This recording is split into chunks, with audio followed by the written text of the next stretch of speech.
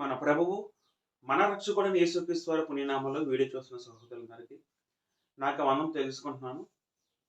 ప్రియులారా, మన దేవుని యొక్క మహాకృప బట్టి, ప్రేమను బట్టి తిరిగి ఇటుగా కలుసుకుని ఉన్నాం.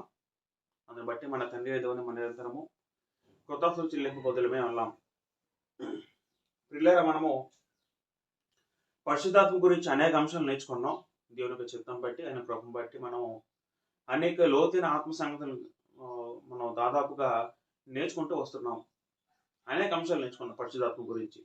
వాస్తవానికి ఆ సబ్జెక్ట్ కూడా, పరిశుద్ధాత్మ అనే అంశం కూడా మనకి ఏ విధంగా వచ్చిందంటే, మనం మరి ఎవరైతే తెలుగు క్రిస్టియన్ రోషింగ్ ఛానల్ వారు ఆత్మదోషకులు అన్న వీడియో చేయడం జరిగిందో, దాన్ని బట్టే మనం అలాగా మరి దాన్ని కౌంటర్ చేస్తూ మనం ఒక్కొక్క లెసన్ నేర్చుకుంటూ వచ్చామండి పరిశుద్ధాత్మ గురించి. నాకు తెలిసి చాలా మంది కూడా, అంటే ఎవరైతే వీడియో చూస్తున్నారో మీరందరూ ఇంకా చాలా బాగా తెలుసుకున్నారని నేనైతే నా మనసుకు తోస్తుంది.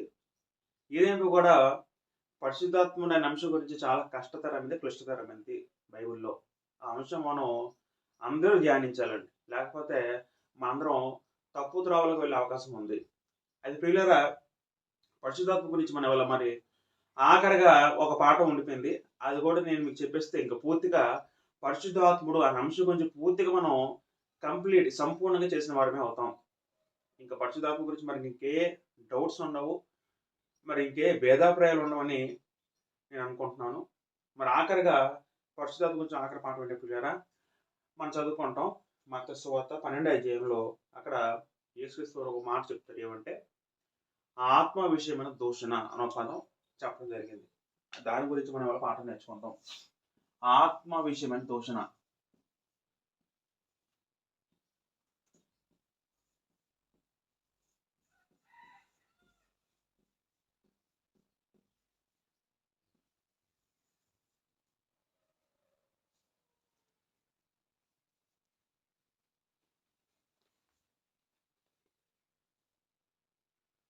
ప్రియులారా,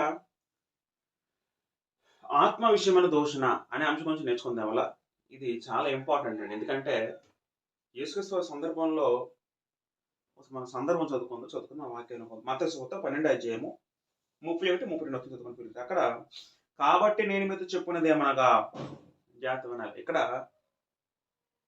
నేను మీతో చెప్పున్నది ఏమనగా అన్న పదం ఎక్కడైతే మనకు కనబడుతుందో అది స్పష్టంగా జరిగి తీరుతున్న విషయం మనకు అర్థం అవ్వలేదు. అయితే యేసుక్రీస్తు ఏమంటారంటే, మనుషులు చేయే ప్రతి పాపమునకు దోషనే వారికి క్షమింపబడును గాని ఆత్మ విషయమైన దోషులకు పాప క్షమాపణ లేదు. యేసుక్రీస్తు ఒక భయంకరమైన నిజాన్ని, సత్యాన్ని మనకు వెల్లడి చేయడం జరిగింది. ఏంటో సత్యం అంటే, ఆత్మ విషయమైన దోషణకు పాప క్షమాపణ లేదు అని చెప్పడం జరిగిందండి. ఆత్మ అంటే ఇక్కడ పరిశుద్ధాత్మను అర్థం చేసుకోండి. పరిశుద్ధాత్మ విషయంలో దోషణ చేసే వారికి పాప క్షమాపణ లేదు అనే ఒక సత్యాన్ని యేసుక్రీస్తు చెప్పడం జరిగింది. దీన్నే మనము ఇంకా మార్కు సువార్తలో క్లియర్ చదువుకుంటే, మార్కు సువార్త 3వ అధ్యాయము క్లియర్ మార్కు సువార్త 3వ అధ్యాయము 29 చదువుకుందాం. 28 చదువుకుందాం. సమస్త పాపములను మనుషులు చే దోషాలన్నీ వారు క్షమించబడును గాని పరిశుద్ధాత్మ విషయము దోషణ చేయవాడు ఎప్పుడును క్షమాపణ నొందక నిత్య పాపము చేసిన వాడే ఉండునని మీతో నిశ్చయంగా చెబుతున్నాను. ఇక్కడ మార్కు సువార్త 3వ అధ్యాయము పిల్లరా, మార్కు సువార్త 3వ అధ్యాయము 29వ వచనంలో ఇక్కడ ఆ పాపాన్ని ఏ విధంగా పోల్చారంటే, యేసుక్రీస్తు వారు నిత్య పాపము అన్నారండి. నిత్య పాపం అంటే అర్థం ఏంటులేరా, ఎల్లప్పుడూ నిలిచి ఉండే పాపం అంటే వారికి క్షమాపణ లేని పాపం అర్థం చేసుకోవాలి. నిత్య పాపము, పాప క్షమాపణ ఉండదు. ఇంక పాపానికి క్షమాపణ ఉండదు. ఇంకా ఏముంటారంటే పిల్లలు, ఇక్కడ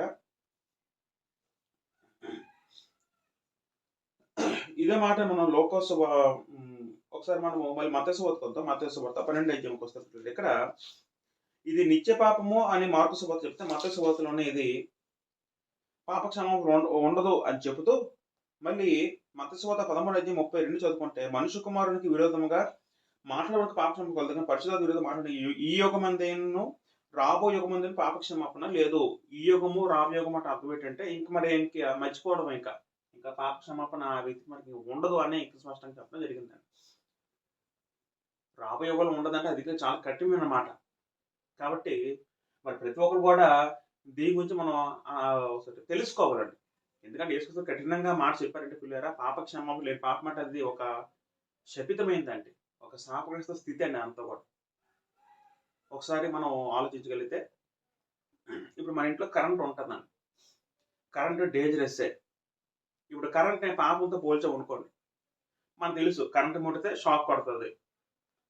కానీ ఇప్పుడు యేసుక్రీస్తు దృష్టిలో ఇంకా ఇది పెద్ద పాపం అని చెప్పినప్పుడు మనం ఎలా అర్థం చేసుకోవాలంటే ఇప్పుడు హై వోల్టేజ్ విద్యుత్ ఉంటదండి. ఎక్కడ ఉంటది? ఇప్పుడు బహుశా రైల్వే స్టేషన్‌లో హై వోల్టేజ్ విద్యుత్ ఉంటదండి. అది చాలా ఇంకా డేంజరస్ అండి. అంటే మామూలుగా ఉన్న మన ఇంట్లో వాడే కరెంట్ కన్నా హై వోల్టేజ్ విద్యుత్ కరెంట్ అనేది ఇంకా డేంజరస్ అండి. ఎందుకంటే అది గాని ముడితే స్పాట్‌లో డెడ్ అయిపోవడమే. హై వోల్టేజ్ విద్యుత్ ఎక్కడైతే ఉంటదో ఇప్పుడు మనకి పవర్ స్టేషన్‌లు గాని లేకపోతే రైల్వే స్టేషన్‌లు ఏవైతే ఉంటాయో అవి ఒక్కసారి మనం టచ్ చేస్తే ఇంక మరి బ్రతకడం మనం ఉండదు. వెంటనే స్పాట్ డెడ్ అండి. అంటే మీకు జస్ట్ ఎగ్జాంపుల్ చెప్తాను. ఇంట్లో కరెంట్‌కి బయట కరెంట్ ఎంత దానికి ఎంత పవర్‌ఫుల్ ఉంటదో ఈ పాపకి అంత పవర్‌ఫుల్ ఉంటదండి.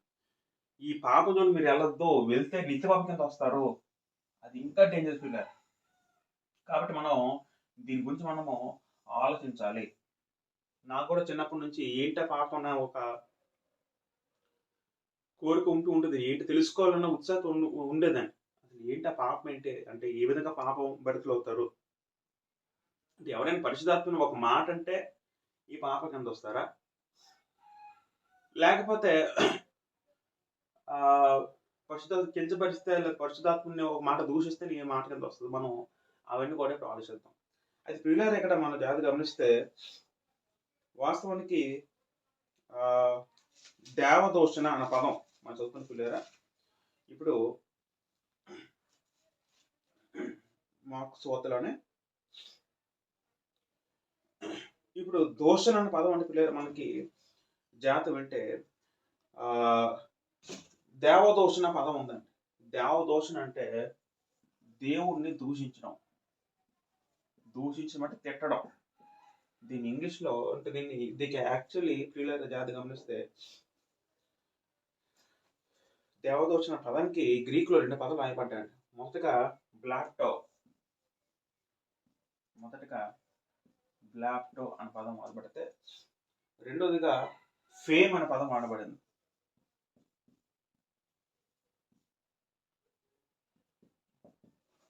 బ్లాప్టో ఫేమ్ అనే పదం వాడబడింది. బ్లాప్టో పదానికి గాయపరచడం,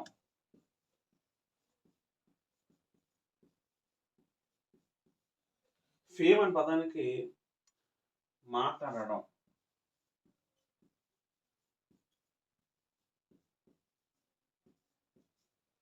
అంటే దేవదూషణ అనే పదానికి పిల్లలు మనం అర్థం చేసుకుంటే ఆ దేవదూషణ పదానికి మనం ఎలా అర్థం చేసుకోవాలి పిల్లలు అది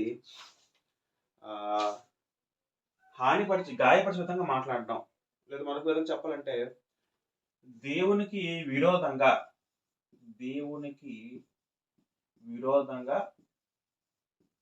లేకపోతే వ్యతిరేకంగా మాట్లాడటం. దేవదూషణ పదానికి అర్థం ఎత్తుకున్నారు. దేవుడికి విరోధంగా వ్యతిరేకంగా మాట్లాడటం. మరొక మాట చెప్పాలంటే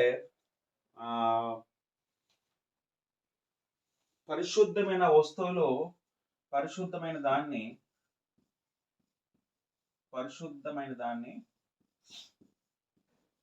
గౌరవం లేకుండా చూడడం.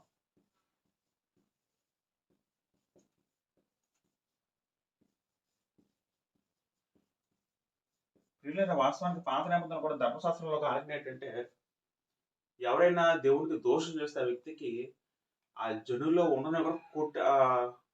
ఉండకూడదండి. ఇంకా జనుల్లో ఉండకూడదంటే అర్థం ఏంటంటే ఆ వ్యక్తికి ఇంకా మరణ శిక్షే.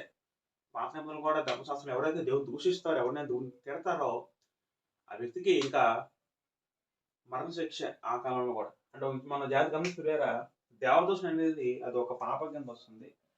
అంతేకాకుండా ఆత్మవిషయమైన దూషణ అనేది ఇంకా డేంజరస్ అండి. ఎంత డేంజరస్ అండి మరి ఇంకా దానికి క్షమాపణ లేదు.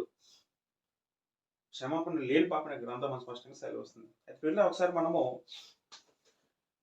ఒకసారి ఇంకా మనం మత్తయి సువార్త ఈ 13 అధ్యాయం పూర్తిగా ధ్యానిద్దాం. అంటే మనం సందర్భం 12 అధ్యాయము మత్తయి సువార్త 12 అధ్యాయంలో ఆ సందర్భం అసలు మనం జాగ్రత్తగా గమనిద్దాం. యేసుప్రభు అసలు ఏ సిట్యుయేషన్‌లో ఏ పదం అన్నారో, ఏ సందర్భంలో ఈ మాట అన్నారో మనం ఆలోచించి ఇంకా మన ఇంకా క్లియర్‌గా మనకి ఈ దోషం అనేది మనకి ఇంకా పూర్తిగా అర్థమవుద్దండి. ఒకసారి మనం ఆలోచిస్తే క్లియర్‌గా మనం ఒక బుద్ధిహీనంగో లేదా మరొక రకంగా పరిశుద్ధాత్మను ఆలోచించడం వల్ల లేదా అనడం వల్ల మనం ఈ పాపం చేయలేమండి.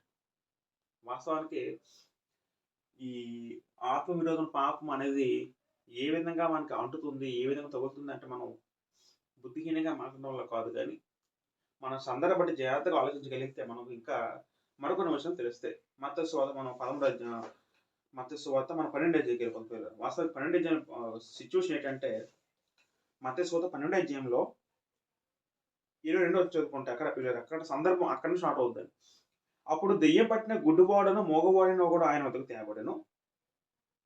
ఆయన వాడిని స్వస్థపరిచినందున ఆ మూగవాడు మాట్లాడే శక్తివి చూపును కలపడాయను. ఇక జాగ్రత్తగా గమనించి పిల్లలు ఇక్కడ గలిలయలో పరిచయం చేస్తున్నారు యేసుక్రీస్తు వారు.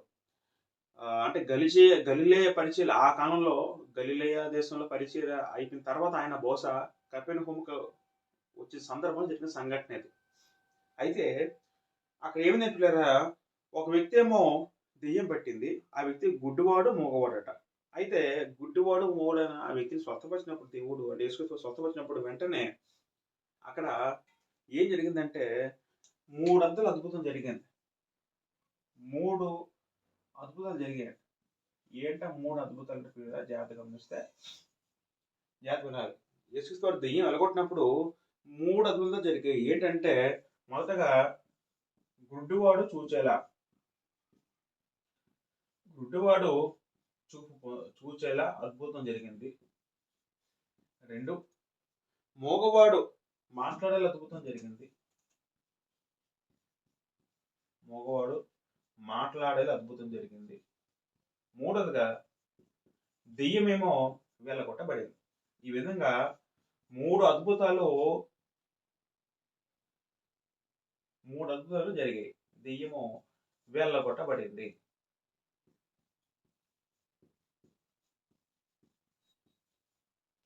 ఇలా జాతమేనండి.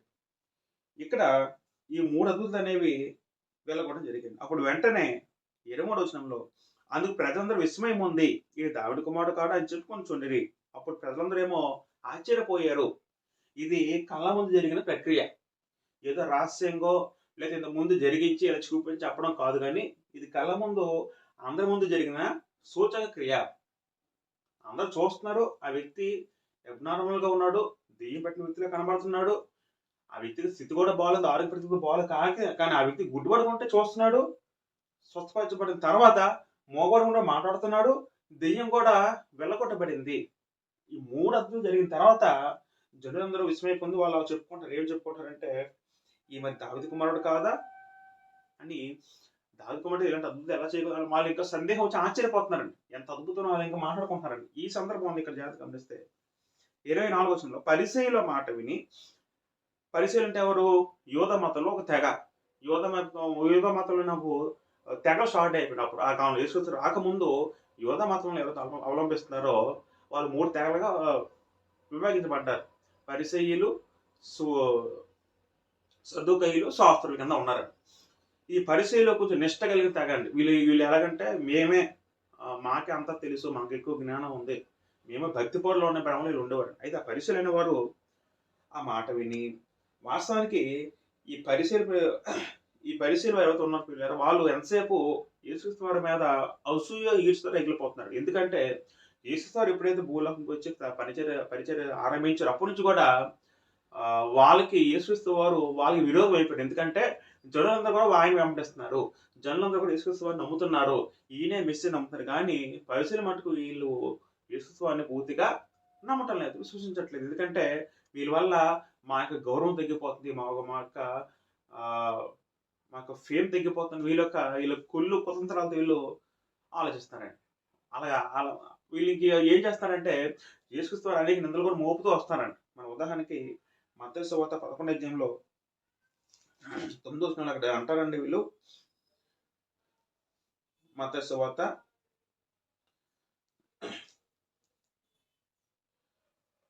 ప్రతి సందర్భం కూడా పిల్లలు మన జాగ్రత్త గమనిస్తే మత్తయి సువార్తలోని మనం ఒకసారి ఆ 11 అధ్యాయంకి వెళ్తే 11 అధ్యాయంలో ఇక్కడ ఒక సందర్భంలో ఏమంటారంటే 11 అధ్యాయం 19 వచనంలో మనిషి కుమారుడు తినుచు త్రాగుచూ వచ్చిన గనుక ఇదిగో వీడు తిండిపోతును మద్యపానీయు సుంకరులను జాతులను మద్యపానీయు తిండిపోతూ సుంకరులు పాపులకు స్నేహితులు వారు అంటున్నారండి అంటారండి.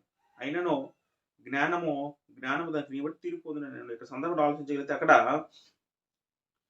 యేసుక్రీస్తు వారిని పరిచయలో వెంబడిస్తే ప్రతి సందర్భంలో ఆయన్ని దెయ్యం పట్టి ఉన్నారు యేసుక్రీస్తు వారిని. మరో సందర్భంలో ఈయన తిండిపోతు అన్నారు. మరో సందర్భంలో ఈయన మద్యపాన తాగివాడు అన్నాడు.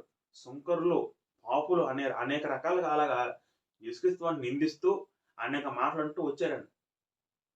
యేసుక్రీస్తు వారేమో తన పరిచయ నిమిత్తము దేవుని రాజ్యసువార్త ప్రకటిస్తూ అనేక అద్భుతాలు చేస్తూ తను పరిచయం చేస్తుంటే వీళ్ళం వెనక నుండి వచ్చి ఈయన మీద నింద మోపడం, ఈయన మంచివాడు కాదు, ఈయన చెడ్డవాడు, దెయ్యం పట్టినవాడు, ఈయన తాగుబోతు అలాగా జనులు చెప్తూ వస్తారండి ఈ విధంగా. అంటే ఎంతసేపు కూడా యేసుక్రీస్తు వారు ఎక్కడ దొరుకుతారో, ఆయన ఎక్కడ మొదటేమో ఈయన ఎక్కడ బ్యాడ్ చేద్దాం చూశారు. కొంతకాలంకి ఏమో వీళ్ళు ఎలా ఆలోచించారంటే ఇంక మరి లాభం లేదు, ఈ మరి బ్యాడ్ చేయడం కొద్దిగా ఈయన చంపేస్తే తప్ప మనకి మనశ్శాంతం లేదు, మన మతం ఇదైపోద్ది భ్రమలో వీళ్ళు ఉండిపోయి ఈయన చంపడం కూడా ఆలోచించారు. ఒకసారి మనం మత్తయి సువార్త 12 అధ్యాయంలో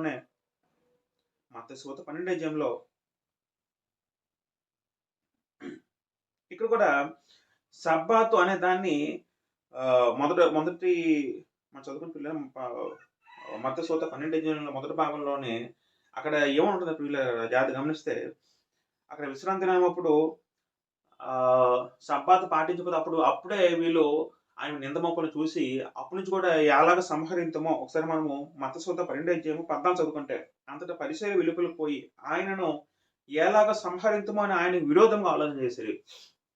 మరొక సందర్భాలు చెప్తున్నాం కదా, ఆయన్ని చంపడం కూడా వెనుకారలేదు. ఆయన ఎలా చంపాలి అని ప్లాన్ కూడా ఇస్తూ అటువంటి స్థితిలోకి దిగిపోయిన వారు ఎవరంటే పరిసయ్యులు. అయితే ఇప్పుడు సందర్భం ఏంటంటే పిల్లరా, ఈ మత్తయి సువార్త ఈ 12:24 వచనంలో యేసుక్రీస్తు వారు ఎప్పుడైతే ఈ దెయ్యాన్ని వెలగొట్టి స్వస్థపరిచారు వ్యక్తిని, వెంటనే 24 చదువుతాం, పరిసయ్యుల మాట విని వీడు దెయ్యములకు అధిపతి అయిన బెయల్జెబూలు వలననే దెయ్యములు వెలగొడుచున్నాడని గాని మరి ఎక్కువ వలన కాదనేది. అయితే ఇక జాగ్రత్త గమనిస్తే పరిసయ్యులు డైరెక్ట్ గా యేసుక్రీస్తు వారు ఆ మాట అనట్లేదు, కానీ ఇండియాకి జనాలతో చెప్తారు ఏంటంటే పరిసయ్యులు ఇప్పుడు ఈ జనులందరూ మాట విని ఇక్కడ జాగ్రత్త గమనిస్తే వీడు యేసుక్రీస్తు వారిని దెయ్యముల అధిపతి అయిన బెయల్జెబూలు వలననే ఇచ్చారు.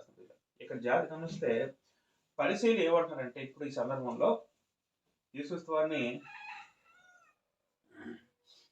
బెయల్జెబూలు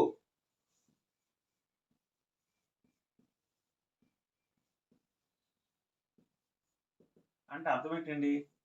బెయల్జెబూల్ అంటే వాస్తవానికి అదొక ఫిలిస్తీన్లో ఒక దేవత అండి. ఫిలిస్తీన్లో ఒక దేవతని బెయల్జెబూల్ అంటారు. బెయల్జెబూల్ అంటే వాస్తవానికి ఇక్కడ ఏ సందర్భంలో వాడారంటే అది వాళ్ళు సాతానుకు ప్రతిగా ఉపయోగించారండి. అంటే సాతాను ఈ దెయ్యం పెట్టేవాడు, ఈయన సాతాను చెందినవాడు, సాతాను అధిపతి, దెయ్యాల అధిపతి అని అక్కడ చెప్పడం జరిగింది యేసుక్రీస్తు వారు. అప్పుడు ఇక్కడ జాతిగానే వస్తే 25 వచనంలో ఆయన వారి తలంపులు ఎరిగి వారితో ఇట్లు నేను. అప్పుడు యేసుక్రీస్తు వారు వారి తలంపును ఎరిగి, అంటే వాస్తవానికి యేసుక్రీస్తు డైరెక్ట్ అనలేదు, కానీ వాళ్ళు అనుకుంటున్నారు, వాళ్ళు చెప్తారు జనాలు. అప్పుడు వాళ్ళ తలంపులు ఎరిగి, ఎందుకంటే ఆయన సర్వజ్ఞుడిగా యేసుక్రీస్తు వారు వాళ్ళ తలంపులు ఎరిగి అప్పుడు వాళ్ళు చెప్తున్నాడు. వాస్తవం పిల్లలు జాగ్రత్త గమనిస్తే యేసుక్రీస్తు వారు అద్భుతం ఏదైతే చేశారో అది 3 లక్షలు జరిగి ఉన్నాయి. యేసుక్రీస్తు వారు చేసిన ఏ అద్భుతమైనా సరే, సూచక్రైనా సరే, ఏదైనా కూడా మనకి దాంట్లో 3 లక్షలు ఉన్నాయి. ఏంటి 3 లక్షలు అంటే మొదటగా ఆలస్యము లేనిది, అది మొదటి. రెండోది పూర్ణమైనది. మూడోది ఒప్పుకొన చేసేది.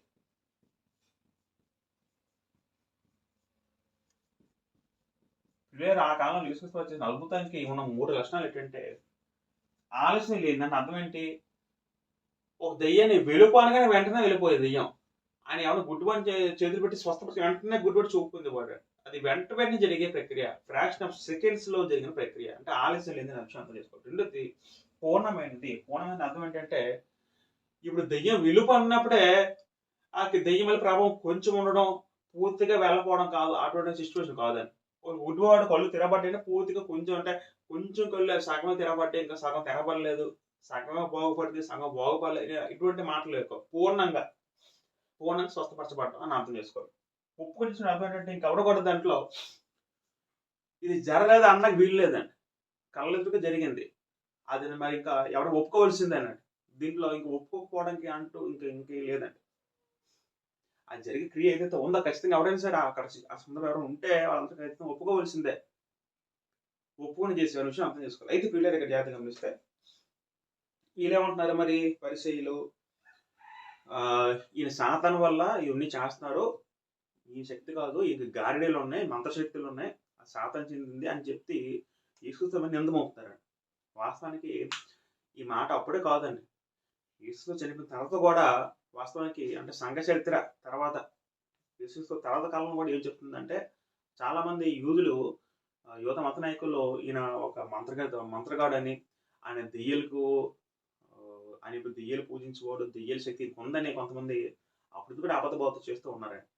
కేవలము పరిశీల కాలం మాత్రం కాకుండా ఆ యువత మతపక్షం పోరాడు అందరూ కూడా ఆ తర్వాత కూడా ఆయన విమర్శించారండి ఇటువంటి మాటలతో. అంటే అలా విమర్శించడం మనకి సంఘ చరిత్ర బుక్ మనకు తెలుపుతుంది. అంటే గ్రంథాలు ఉండకపోవచ్చు కానీ మనకి బయట చరిత్ర పుస్తకాలు అయితే మనకి అవి చెప్తున్నాయి. అంటే ఇప్పుడు వీళ్ళు ఏమంటారంటే ఈ పరిచయలు ఇప్పుడు యేసు చేసిన మహత్కార్యాలు ఏవైతే ఉన్నాయో ఈ మహత్కార్యాలని వాళ్ళు ఒప్పుకుంటున్నారు, జరిగింది. ఎందుకంటే ఎవరు మరి అబద్ధం కాదు కండి, అందరం జరిగిన నిజం. అది ఒక స్వస్థ జరిగిందంటే ఎక్కడ రహస్యంగా చేసింది కాదు, అంతకుముందు చేసిన మా క్రియ అండి. అది వాళ్ళు ఒప్పుకుంటున్నారు, జరిగింది ఒప్పుకోండి. కాకపోతే వాళ్ళు దాన్ని ఎవరికి ఆపాదించారండి పిల్లరా? వాళ్ళు దాన్ని అది దేవుని శక్తి కాదు, అది దెయ్య శక్తిని ఆపాదించారండి. ఇది దేవుని చెందినది కాదు, దెయ్య శక్తిని ఆపాదించారండి. అప్పుడు యేసుక్రీస్తు ఇప్పుడు ఏం చెప్తారండి పిల్లలు జాగ్రత్తగా గమనిస్తే, యేసుక్రీస్తు అప్పుడు వాళ్ళతో మాట్లాడుతూ 20వ వచనంలో ఆయన వారి తలంపులకి వాళ్ళతో ఇట్లను, తనకు తానే విరోధంగా వేరుపడిన ప్రతి రాజ్యము పాడైపోవును, తనకు తానే విరుద్ధముగా ఏర్పడును, ఇట్లయితే మన రాజ్యం ఎలా నిలిచును అంటే తనకు విరుద్ధంగా వేరుపడిన ఏ పట్టణం ఏలే నిలవద్దని చెప్తూ 26వ వచనంలో సాతాను వెలగొట్టిన నెడల తన తాను విరుద్ధంగా తాను వేరుపడను, అట్లయితే మన రాజ్యం ఎలా నిలుచుని ఉంటారని. ఇక జాతి గమనిస్తే సాతాను వెలగొచ్చిన నెడల వారి రాజ్యం ఎలా నిలుచును అంటే ఈ పదం బట్టి సాతాను కూడా రాజ్యం అనే విషయం అర్థమవుతుంది. సాతాను కూడా రాజ్యం ఉంది, వాడు కూడా రాజ్య అధికారం ఉందని గ్రంథం సాతాను కూడా బలవంతుని చెప్తుందని. వాడు కూడా అంటే యేసుక్రీస్తు యోహాను సంవత్సరం అంటారు ఈ లోకాధికారి అంటారండి. లోకాధికారి ఎవరండి? సాతాను. ఇంకా అదొక సబ్జెక్ట్ అవుతుంది, నేను ఇంకా దాని పూర్తిగా చెప్పడం లేదు. ఇక్కడ యేసుక్రీస్తు సందర్భం బట్టి ఆలోచించగలిగితే సాతాను వెళ్ళగొట్టినట్టేలా వారి రాజ్యం ఎలా నిలిచుని అంటారు అంటే అర్థం ఏంటంటే పిల్లలు ఇక్కడ ఇప్పుడు జాగ్రత్త వినండి. ఇప్పుడు ఈయనే దెయ్యాలు వెళ్ళగొడుతున్నాడు. ఇప్పుడు ఉదాహరణకి అంటే యేసుక్రీస్తు వాళ్ళ భాషలో అర్థం చెప్తూ నేను సాతాను చెందిన వాడిని, నేను నా రాజ్యం నేనే వెళ్ళగొట్టుకుంటాను. ఇప్పుడు దెయ్యాలు వెళ్ళగొడుతున్నట్టు అర్థం ఏంటి? ఇప్పుడు ఈ యేసుక్రీస్తు దెయ్యాలు అధిపతి అయితే వాళ్ళ దృష్టిలో ఆయన ఇంకా దెయ్యాలు పోగు చేస్తారు తప్ప దెయ్యం వెళ్ళగొట్ట కదా, ఆ రాజ్యాన్ని విస్తరింప చేస్తారు తప్ప రాజ్యాన్ని మొక్కలు చేసుకోడు కదా వీళ్ళు. ఇప్పుడు దెయ్యం వెళ్ళగొట్టినట్టు అర్థం ఏంటి? తన రాజ్యం తను ఉద్ధరించుకోవట్లే కదా. రాజ్యాధికారి ఎవరైతే ఉంటారో తన రాజ్యాన్ని వృద్ధిపరుచుకుంటాడు. రాజ్యానికి శత్రువు ఎవరైతే ఉంటాడో తన రాజ్యాన్ని విచ్ఛిన్నం చేయాలనుకుంటాడు. ఇక్కడ వాస్తవానికి యేసుక్రీస్తు అదే చెప్తే ఇక్కడ సాతాను వెలగొట్టినాడు అంటారు. అంటే వాస్తవానికి ఇక్కడ యేసుక్రీస్తు దృష్టిలో ఏం చెప్తారంటే సాతాను అంటే దెయ్యం అనేవి అది సాతాను చెందింది, అది సాతాను రాజ్యానికి చెందినవి. సాతాను ఎలా వెళ్ళగొట్టగలడు అని చెప్తూ ఇంకేమంటారు అక్కడ 27వ వచనం, నేను బయలుదేరిన దెయ్యం వెలగొట్టుచున్నలా మీ కుమారులు ఎవరి వల్ల వారిని వెలగొట్టుచున్నారు, కాబట్టి వారే మీకు తీర్పలే ఉందరు. ఇప్పుడు నేను వెలగొడుతున్నాను, మరి మీ కుమారు అంటే ఎవరు? అక్కడ శిష్యులు, వాళ్ళు కూడా వెలగొడుతున్నారు, వాళ్ళు కూడా అధికారం ఉంది కదా. శిష్యులు మాత్రం కాకుండా యేసుక్రీస్తు 70 మంది 70 మంది శిష్యులు ఉండేవారండి ఒకప్పుడు. తర్వాత 12 మంది దిగిపోయారండి. వాళ్ళు కూడా దెయ్యాల శక్తి వాళ్ళకు ఉన్నాయి, మంది నేర్చుకున్నాం. మరి వాళ్ళు కూడా వెళ్ళగొడుతున్నారు కదా, మరి వాళ్ళు ఎలా వెళ్ళగొడుతున్నారు అంటున్నారండి. క్వశ్చన్ చేసినప్పుడు ఎవరు కూడా ఇంకా సమాధానం చెప్పలేకపోయారు అని చెబుతూ ఇక్కడ ఇక్కడ జాగ్రత్త గమనిస్తే ఇంకేమంటారంటే ఇక్కడ మంచి మాట ఉంటుంది వీళ్ళు. ఇక్కడ దేవుని ఆత్మ వల్ల అంటే మన దేవుని ఆత్మ అంటే పరిశుద్ధాత్మని అర్థం చేసుకోవాలి. ఇప్పుడు యేసు చేసిన కార్యాలన్నీ కూడా ఏ విధంగా అంటే పరిశుద్ధాత్మ వలన, పరిశుద్ధాత్మ శక్తితో ఈ కార్యాన్ని కూడా తీసుకుంటూ జరిగిస్తున్నారు. ఇప్పుడు పరిశుద్ధాత్మని బయలుదేరులు అన్నారండి. పరిశుద్ధాత్మనేమో ఆయన దేవత కలిగిన వ్యక్తి, ఆయన కూడా దేవుడే ఉన్నాడు. అటువంటి వ్యక్తిని పట్టుకుని ఆయన పరిశుద్ధాత్మని వాళ్ళు దెయ్యంగా చిత్రీకరిస్తారండి. ఎంత ఘోరం ఆలోచించండి. మళ్ళీ యేసుక్రీస్తు ఏమంటే 29 వచ్చిన పిల్లలు జాగ్రత్త గమనిస్తే, ఒకడు మొదట బలవంతుని బంధించిన ఎడల ఆ బలవంతుని ఇంట్లో వచ్చి అతను సామాగ్రి దోచుకోగలడు, అట్లా బంధించిన ఎడల వాణి ఇల్లు దోచుకున్నావు. ఇక్కడ యేసుక్రీస్తు ఒక మంచి చిన్న ఉపమానం చెప్పారు. ఏంటి ఉపమానం అంటే, ఒకడు మొదట బలవంతుని బంధింపని ఎడల, బలవంతుడు అంటే ఎవరో యేసుక్రీస్తు ఉపమానంలో ఇక్కడ ఈ సందర్భంలో చెప్పిన బలవంతుడు అనేవాడు సాతాను. మొదటగా ఒక రాజ్యంలో బలవంతుడు ఉన్నాడు. ఇప్పుడు ఆ రాజ్యాన్ని జయించాలని మొదటగా ఆ బలవంతుని బంధించాలి. బంధించిన తర్వాత ఆ బలవంతుడి దగ్గర ఉన్న సామాగ్రిని తీసుకోవాలి అని చెప్తాను. అంటే ఈ సందర్భంలో సామాగ్రి అంటే ఎవరంటే పిల్లల, బలవంతుడు అంటే సాతాను. బలవంతుడు ఇల్లు అంటే ఏంటి? వాని రాజ్యము. వారి ఇంట్లో సామాగ్రి అంటే అర్థం ఏంటి? సామాగ్రి అంటే మనుషులు, జనాలు. సాతాను ఏం చేశాడు? వాడి యొక్క ఆయుధాలైన శరీరాశ, నేత్రాశ, జీవడంబాలతో మనుషులందరినీ చిక్కించుకుని పాపంతో మనుషులందరినీ వలవేసి వాళ్ళందరూ కూడా వాడు గుప్పిట్లో వాడు రాజ్యంలో పెట్టుకున్నాడు.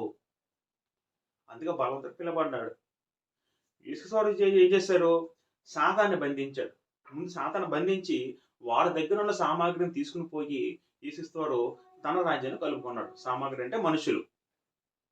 అంటే సామాగ్రి మనుషులు ఎందుకు పోల్చారంటే సామాగ్రికి జీవం అంటారు కదండి. అదే మనుషులు కూడా జీవం అంటే జీవం అంటే అర్థం ఏంటంటే ఆత్మ సంబంధం చచ్చిపోయినవారు. మళ్ళీ యేసుక్రీస్తు ఆ రాజ్యంలో మనుషుల్ని మళ్ళీ తీసుకొచ్చి తన రాజ్యంలో చేసుకున్నారు. ఆ రాజ్యమే దేవుని రాజ్యము, క్రీస్తు సంఘము. అందుకే కొలొస్సే పత్రిక మొదటి అధ్యాయం ఉంటుందండి. అంధకార సంబంధమైన అధికారం నుండి విడిపించబడి తన కుమారుని రాజ్య నివాసులకు చేసిన ఒక వచనం ఉంటుందండి. కుమారుని యొక్క రాజ్య నివాసం అయ్యాము అందరం. ఇప్పుడు అంధకార రాజ్యం ఉండేవాళ్ళు. అంధకార రాజ్యం అంటే ఎవరు? సాతాన్ రాజ్యం. మన సాతాన్ రాజ్యం నుండి ఎక్కడికి వచ్చామంటే క్రీస్తు సంఘంలోకి, క్రీస్తు రాజ్యంలోకి వచ్చాం. అయితే పిల్లలు ఇక్కడ జాగ్రత్త గమనిస్తే ఇలా చెప్తూ అప్పుడు కిందకు వచ్చిన ఇంకేమంటారంటే యేసుక్రీస్తు అప్పుడు మనం తెలుసు 31 వచనంలో మనుషులు చెప్పే ప్రతి పాపమునకు దోషిని వాడు క్షమింపండు కానీ అన్నారండి. ఆత్మ విషయమైన దోషణకు పాప క్షమాపణ లేదు. మనిషి కుమారునికి విరుద్ధంగా మాట్లాడడానికి పాప క్షమాపణ కలుగుతుంది కానీ పరిశుద్ధ విరుద్ధం మాట్లాడడానికి యుగమైన రాబోయే యుగమేదను క్షమాపణ లేదు. అప్పుడు యేసుక్రీస్తు ఏమంటారంటే మనిషి కుమారుడు విరుద్ధంగా మాట్లాడినా క్షమాపణ ఉంటుంది, మనిషి కుమారుడు విరుద్ధంగా దోషం పలికినా క్షమాపణ ఉంటుంది. మీకు ఎగ్జాంపుల్గా ఆ దోషణకి ఎవరు క్షమాపణ ఉందంటే ఉదాహరణకి మనం పౌలు గారు చూసుకుంటే పౌలు గారు ఏమంటారండి? పౌలు గారు నేను తనకు ఒకప్పుడు ఆయన యేసుక్రీస్తుని ద్వేషించారండి, యేసుక్రీస్తుని దూషించారండి కాదంటారా? మనం తెలుసు యేసుక్రీస్తు అనే ఒక సందర్భంలో పౌలు గారు ఏమంటారు పిల్లరా? నేను దోషకుడిని అంటారండి. మొదటి తిమోతి రాసిన పత్రిక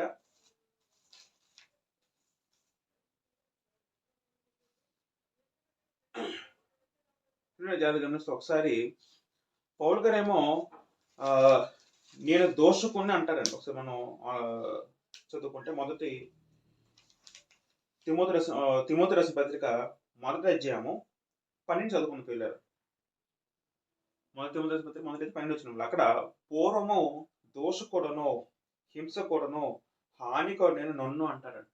ఎప్పుడు దోషకుడు? ఒకప్పుడు. ఇప్పుడు యేసు నమ్మక ముందు దోషకుడు అండి. ఆయన దూషించేవాడు. యేసుక్రీస్తుని దూషించాడు.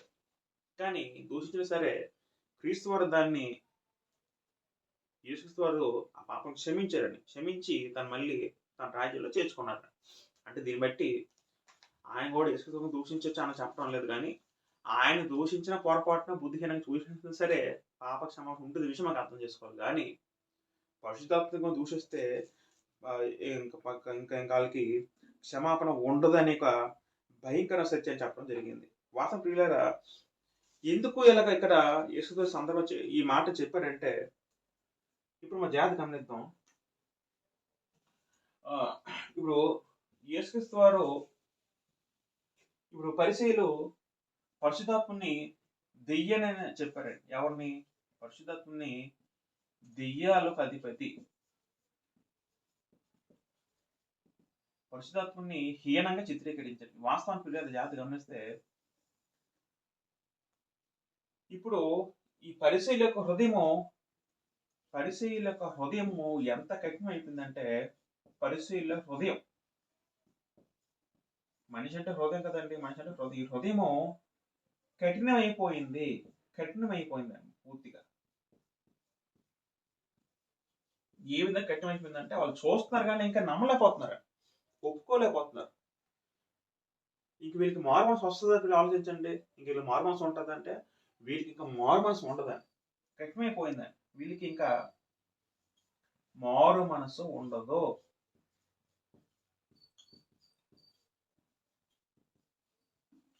మారు మనసు ఉండదు, ఇంక జీవితంలో మారు మనసు రాదండి. ఎందుకు రాదంటే, వీళ్ళ మనసు అంతా కఠినమైపోయింది పిల్లలు. ఎందుకు కఠినమైపోయిందంటే, వీళ్ళు అందుకే యేసుక్రీస్తు వారు వాళ్ళు ఉద్దేశిస్తూ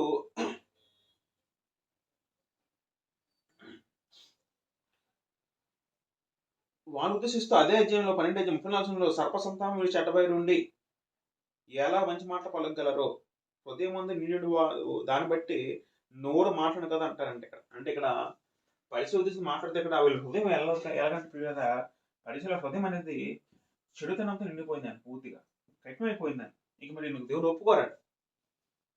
ఇంక వీళ్ళని దేవుడిని వెంబడించే స్థితి కానీ, లేకపోతే దేవుణ్ణి చేరుదాం, యేసు నమ్ముదనే స్థితి నీకు పూర్తిగా వీళ్ళు ఆ మార్గం చెరిపించుకున్నారంట. వీళ్ళ హృదయం ఎంత కఠినమైపోయిందండి, ఇంకా మనకి మారు మనసు ఉండదండి. ఈ మనసు ఇంకా మార్చుకోరు, విశ్వాసం మరి ఉండదు. కాబట్టి ఈ విధానం బట్టి ఇక మారు మనసు ఎప్పుడైతే ఉండదో, వాళ్ళు ఇంకా దేవుని రాజ్యం స్వతంత్రించుకోలేరండి. వీళ్ళు పరిశుద్ధాత్మని స్వయంగా చూసి ఎంత అద్భుతం కళతో చూసినా సరే ఇంకా ఒప్పుకోలేదని, వాళ్ళు ఎంత దుర్మార్గులు దౌర్భాగ్యులు ఆలోచించారు. జీవితంలో లోకల్ ఎప్పుడైనా గుడ్డివాడు కూడా తెరగలరా? ఎవరైనా గుడ్డివాడు చూశాడండి? ఎవరైనా మోగవాడు ఒక వ్యక్తి స్వతం ఎంత మాట్లాడండి?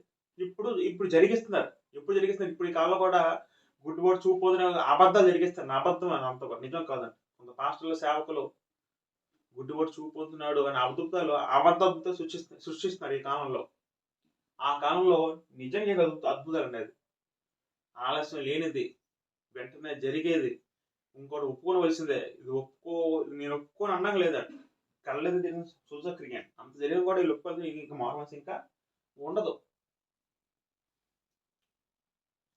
ఇంకా మనసు ఉండకపోగా వీళ్ళు ఇంకా తిరిగి దూషిస్తున్నారంటే, మళ్ళీ ఈయన్ని పరిశుద్ధాత్మ దూషిస్తున్నారంటే అది ఎంత ఘోరం పరిస్థితితో ఆలోచించాలి. కాబట్టి యేసుగారు ఇంకేం చెప్పారు పిల్లరా? మారుమనసు అడుగుతూ ఉండదో, ఇంటింటిగా మాట చెప్పలేదు కానీ ఎవరికైతే కఠిన హృదయం ఉంటుందో, కఠిన హృదయం పిల్లరా, కఠిన హృదయం ఎప్పుడైతే ఉంటుందో పిల్లరా, వాళ్ళకి మారు మనసు ఉండదు, అర్థమవుతుంది పిల్లరా. ఒక వ్యక్తి దేవుని దగ్గర రావాలంటే తను ఏడవాలి, దుఃఖపరుచుకోవాలి. దైవ చిత్తానుసార దుఃఖము రక్షణార్థ మారు మనసు కలుగు అంటారండి అపోస్తలుడైన పౌలు 1 పత్రికలో. దైవ చిత్తానుసార దుఃఖం ఉండాలి. దుఃఖం లేకపోతే మారు మనసు ఉండదండి. ఆ మనసు ఎప్పుడు వస్తుంది? సాఫ్ట్నెస్ హృదయం ఎప్పుడు వస్తుంది మనకి? మన మనసు దుఃఖపరుచుకుంటే మనకు బాధ ఉంటే వస్తుందండి. ఇది మన బాధ ఉండదు దేవుని విషయంలో. కఠినం అయిపోయింది, పూర్తిగా బండరా అయిపోయిందండి. ఆ హృదయం బండరా అయిపోయిందండి. ఇంకా అంత అద్భుతాలు జరిగినా ఇంకా ఒప్పుకోలేదండి. ఇంకా దేవుడు దిగి వచ్చినా సరే ఇంకా ఒప్పుకోరండి వాళ్ళు. అంత బండరా అయిపోయిన తర్వాత ఇంక వాళ్ళ ఉద్దేశం ఏమంటారంటే, ఇంక మారు మనసు ఉండదు అని చెప్తూ ఇంకా వాళ్ళకి ఇంకా పాప క్షమాపణ లేదని యేసుక్రీస్తు వారు చెప్పడం జరిగింది. ఇంక వీళ్ళకి పాప క్షమాపణ లేదు, మరి ఉండదు కూడా. ఇక మనకి మారు మనసు పొందరండి. ఇంక మనకి ఎంత వాక్యం చెప్పినా వీళ్ళకి ఇంక ఇన్ని సోసుకెళ్ళి జరిగించినా సరే, తండ్రి దేవుడు దిగొచ్చినా సరే వీళ్ళు ఇంకే మారు మనసు పొందరండి. వీళ్ళ మనసు అంత స్ట్రిక్ట్గా అంత కఠినం చేసుకున్నారు. కాబట్టి ఇంక వీళ్ళకి నిత్య పాపం అనే ఇక్కడ యేసు చెప్పడం జరిగింది. ప్రియులారా, ఈ వచ్చినప్పుడు మనకి ఏం అర్థమవుతుందంటే, ఇప్పుడు కూడా మన హృదయం కఠినంగా ఉంచుకోకూడదు దేవుని విషయంలో.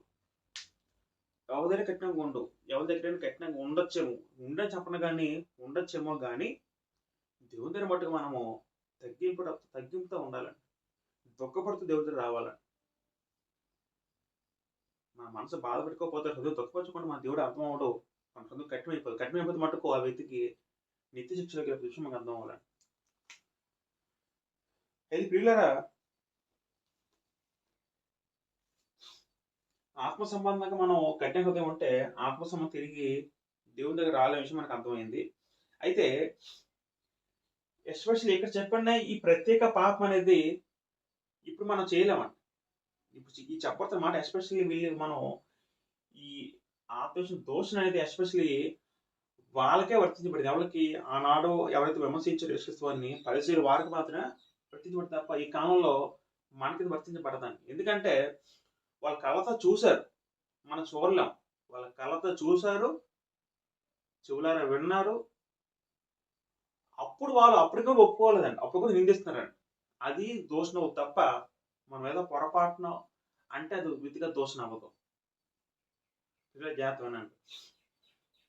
ఎస్పెషల్లీ ఇక్కడ చెప్పిన పాపం ఏదైతే ఉందో, నిత్య పాపం అనేది ఏదైతే ఉందో, ఇది ఎలాగంటే ఇది మనకు వర్తించదు, ఆనాడే వర్తించింది. ఎందుకంటే వాళ్ళు కలర్ చూశారు కాబట్టి. ఇప్పుడు జాగ్రత్త గమనిస్తే 32వ వచనంలో, మనుషులకు విరోధంగా మాట్లాడడం పాపక్షమ కలదు కానీ పరిశుద్ధాత్మ విరోధంగా మాట్లాడడం యోగమైన పాపక్షమాపణ లేదు. ఇప్పుడు యేసుక్రీస్తు నిందించిన ఆయన లేరు, అలా చేశారంటే చూడడానికి అద్భుతం మనం చూడలేదు. అద్భుతం చూసిన వారికి ఇది వర్తిస్తుంది. అలాగని మరి ఈ కాలంలో చాలా మంది మాట్లాడతారు కదండి విరోధంగా. కొంతమంది మతోన్మాదులు, కొంతమంది వేరే వాళ్ళు పరిశుద్ధాత్మ గురించి అనేక రకాలుగా నిందలు వేస్తున్నారు కదండి, అబద్ధం చెప్తారు కదండి, రకరకాల బూత్ మాట ఆడుతున్నారు కదండి. మరి దాని విషయం ఏంటి అంటే, క్లియర్గా ఇప్పుడు కూడా చాలా మంది, కొంతమంది మనం చూస్తూ ఉంటాం యూట్యూబ్లో, నెట్లో చాలా మంది పరిశుద్ధాత్మ గురించి, ఎస్పెషల్లీ మరియమ్మ గురించి కొంతమంది తప్పుగా మాట్లాడుతూ ఉంటారు. చాలా అధ్వానంగా, హీనంగా మాట్లాడుతుంటారు. మరి అదేమవుద్ది అని ఆలోచించగలిగితే, అది కూడా ఇదే త్రోవలోకి వస్తుంది. కాకపోతే వాడు ఎప్పటికైనా మారు మనసు పొందితే దేవుడు ఖచ్చితంగా అంగీకరిస్తారు పిల్లలు. అంటే అప్పుడు వాళ్ళు చూసారు, ఇప్పుడు వీళ్ళు చూడలేదు. కానీ వీళ్ళు గ్రంథం బట్టి వీళ్ళు బుద్ధినే మాట్లాడుతున్నారేమో కానీ అది బుద్ధినే మాట్లాడడం అర్థం చేసుకోవాలి. వీళ్ళు స్వయంగా పాపం చూసారు, వీళ్ళు తప్పులు అంటున్నారు. ఇప్పుడు కొంతమంది ఇలా మాట్లాడి తప్పు చేస్తారు, కాకపోతే వాళ్ళకి పాప సంబంధం ఉంటుందండి. ఎందుకంటే అలాగని ఇంకా వీళ్ళు కూడా ఇప్పటికైనా తెలుసుకుంటే బెటర్ అండి. ఇంక జీవితాంతం కూడా నిందిస్తుంటారు, ఇంకా దేవుడు అది కూడా యాక్సెప్ట్ చేయాలి, అది కూడా నిత్యవాక్యం తెలిపోతుంది. వాస్తవానికి మీకు మరొక చెప్పగలిగితే, కేవలము గ్రంథంలో ఈ ఒక్క మాటే నిత్య పాపం చెప్పబడలేదండి. మీకు ఉదాహరణకి మొదటి యోహాను రాసిన పత్రిక 5వ అధ్యాయము 16-17 చదువుకుని, ఎక్కడ కూడా యేసు ప్రభువు రక్తము కడుగు లేని పాపం ఇంకో మరొకటి ఉందండి. మొదటి యోహాను రాసిన పత్రిక 5వ అధ్యాయము 16-17 చదువుకుంటే, తన సహోదరుడు మరణకరం కాని పాపం చేయగా ఎవడ చూచినల్లా అతను వేడుకొనును, అతని బట్టి దేవుడు మరణకరం పాపం చేయవరికి జీవము దేశేను. అయితే మరణకరమైన పాపము కలదు అంటారండి. మరణకరమైన పాపము, మరణకరం కాని పాపము. మరణకర పాపం అంటే అర్థం పిల్లరా, మరణానికి నడిపించే పాపము. ఏంటంటే పాపం అంటే 2 రకాల పాపం అనే గ్రంథం స్పష్టంగా సెలవిస్తుందండి.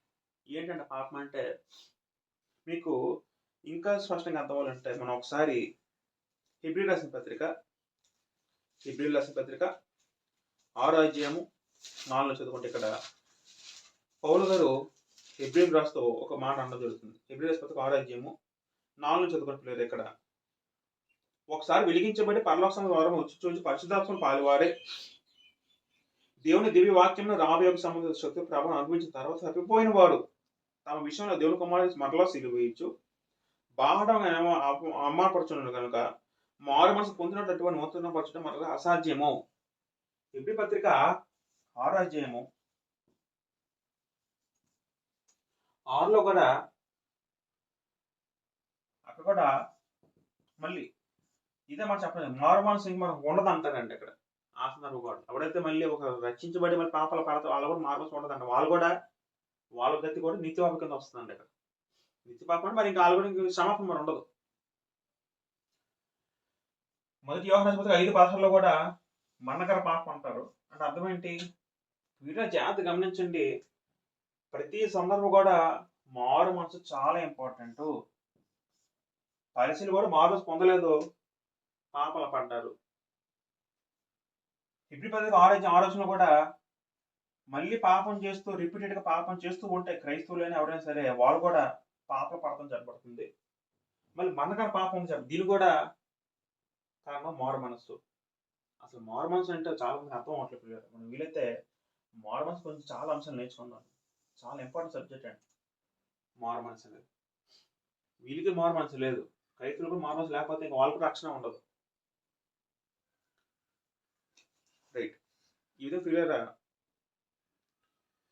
మారు మనస్సు అనేది ఆనాడు అది లేకుండా పరిశీలి కఠినంగా తన హృదయం మార్చుకున్నారు. అలా ఎవరైతే మార్చుకుంటారో వాళ్ళు కూడా ఈ పాప కింద వస్తారు. అది క్రైస్తవులైనా సరే, దేవుని ఎరగని అనులైనా సరే, అది చాలా భయంకర స్థితి అని మనం అర్థం చేసుకోవాలి. రైట్. ఇంకా ఇది కాకుండా మనకి కొన్ని మాటలు గ్రంథాలు ఏం చెప్పగలమంటే అపొస్తలుల 7:51 అపొస్తలుల 7:51 అక్కడ స్టెఫ్ గారు అంటారు ఏమంటారంటే ఒక సందర్భంలో అపొస్తలుల 7:51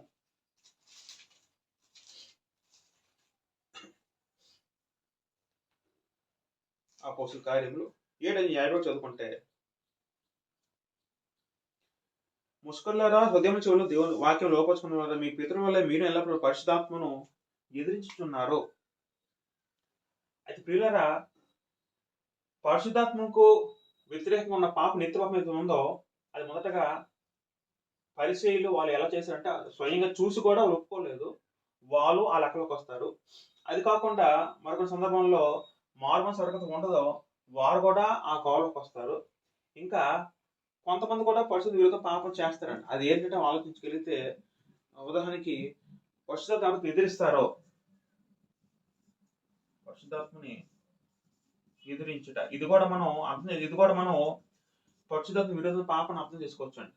ఎవరికి ఎదిరిస్తారండి, ఆల్రెడీ పాత నిబంధనలో అందరూ ఎదిరించారండి.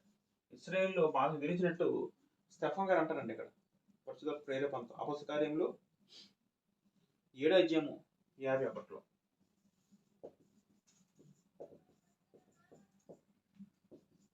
ఇంకా పరిశుద్ధాత్మ దుఃఖపరచకూడి ఎఫెసీయుల పత్రిక 4:30 దుఃఖపరిస్తే, పరిశుద్ధాత్మ దుఃఖపరిచిన కూడా మనం ఆయన విరుద్ధంగా పాపం చేసిన వారమే అవుతాం. ఏబిసి 4:30 పరిశుద్ధాత్మ ఎలా దుఃఖపరుస్తామంటే ఆయన మనలో ఉంటాడు. మనలో ఉన్నప్పుడు మన జాగ్రత్త కాపాడుకోవాలి కదా, ఆయన జాగ్రత్త నిలబడుకోవాలి కదా. మనం పాపం చేస్తుంటే మనం ఆయన్ని దుఃఖపరిచిన వారమే అవుతాం. అపొస్తలుల 5:3 మోసపుచ్చుట, అననీయ సప్పీరా క్రీస్తు దగ్గరికి వచ్చి అననీయ సప్పీరా వాళ్ళు ఏం చేస్తారంటే మోసపుచ్చారు. అంటే అర్థం అంటే అబద్ధం ఆడారు. మోసపుచ్చుట, అబద్ధం ఆడుట, ఇది కూడా పరిశుద్ధ విరుద్ధ పాపం అర్థం చేసుకోవాలి.